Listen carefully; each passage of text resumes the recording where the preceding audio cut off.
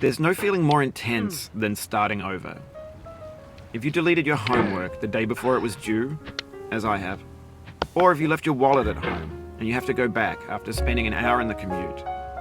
If you won some money at the casino and then put all your winnings on red but it came up black. If you got your best shirt dry cleaned before a wedding and then immediately dropped food on it. If you won an argument with a friend and then later discovered that they just returned to their original view. Starting over is harder than starting up. If you're not ready for that, like if you've already had a bad day, then what you're about to go through might be too much. Feel free to go away and come back. I'll be here. Alright, thanks for coming with me on this trip. I'll understand if you have to take a break at any point. Just find a safe place to stop and quit the game. And don't worry, I'll save your progress, always, even your mistakes. This game is a homage to a free game that came out in 2002 titled Sexy Hiking. The author of that game was Jazzuo, a mysterious Czech designer who was known at the time as the father of B games. And B games are rough assemblages of found objects. Designers slap them together very quickly and freely, and they're often too rough and unfriendly to gain much of a following. They're built more for the joy of building them than as polished products.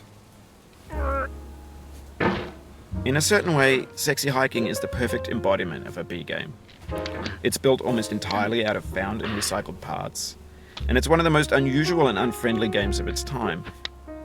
In it, your task is simply to drag yourself up a mountain with a hammer. And that act of climbing, in the digital world or in real life, has certain essential properties that give the game its flavor. No amount of forward progress is guaranteed. Some cliffs are too sheer or too slippery. And the player is constantly, unremittingly in danger of falling and losing everything. Anyway, when you start Sexy Hiking, you're standing next to this dead tree that blocks the way to the entire rest of the game. It might take you an hour to get over that tree, and a lot of people never got past it. You prod and you poke at it, exploring the limits of your reach and your strength, trying to find a way up and over. And there's a sense of truth in that lack of compromise. Most obstacles in video game worlds are fake.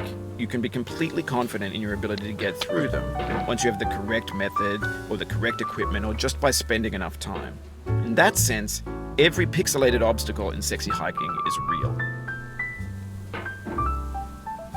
The obstacles in Sexy Hiking are unyielding, and that makes the game uniquely frustrating. But I'm not sure Jazzuo intended to make a frustrating game.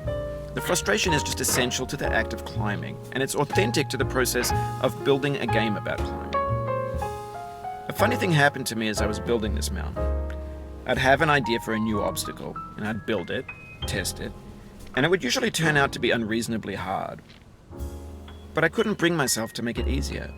It already felt like my inability to get past the new obstacle was my fault as a player rather than as a builder. Imaginary mountains build themselves from our efforts to climb them, and it's our repeated attempts to reach the summit that turns those mountains into something real.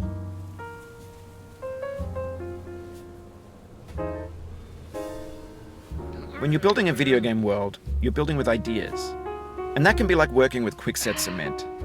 You mold your ideas into a certain shape that can be played with, and in the process of playing with them, they begin to harden and set until they're immutable, like rock. And at that point, you can't change the world, not without breaking it into pieces and starting fresh with new ideas.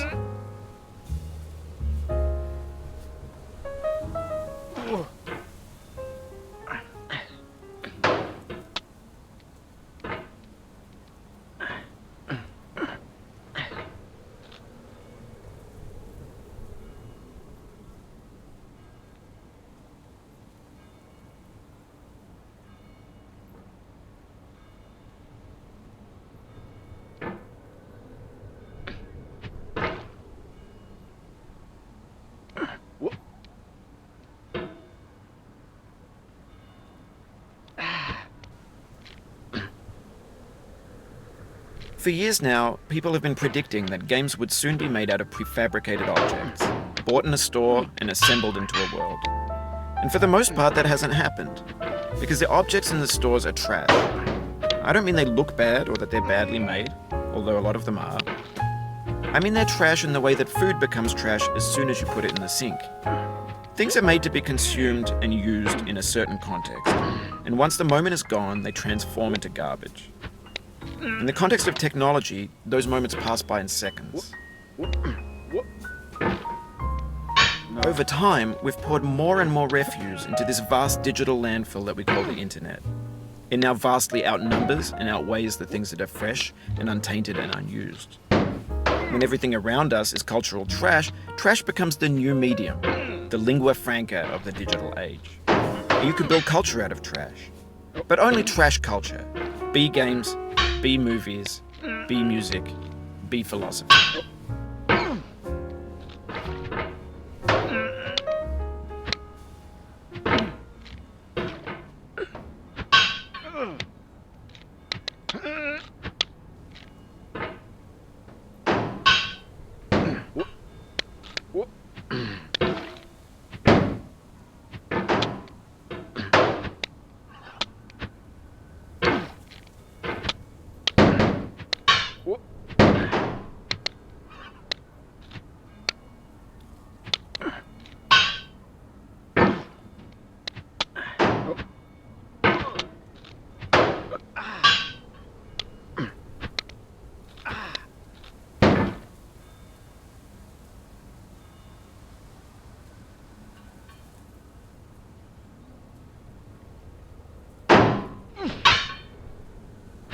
Maybe this is what digital culture is.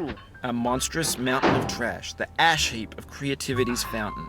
A landfill with everything we ever thought of in it. Grand, infinite, and unsorted.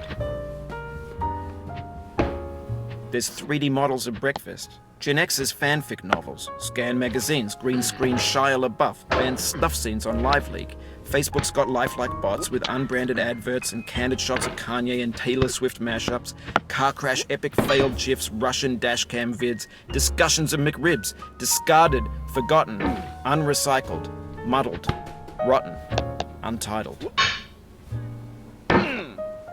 Everything's fresh for about 6 seconds, until some newer thing beckons, and we hit refresh. Years of persevering, disappearing into the pile, out of style, out of sight. Oh, you just lost a lot of progress. That's a deep frustration, a real punch in the gut.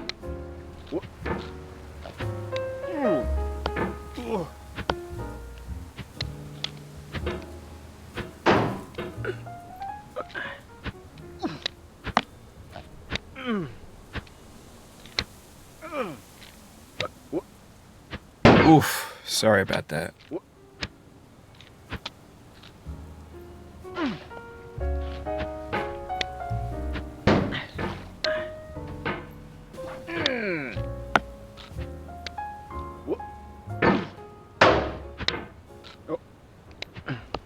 Oh, it happened again.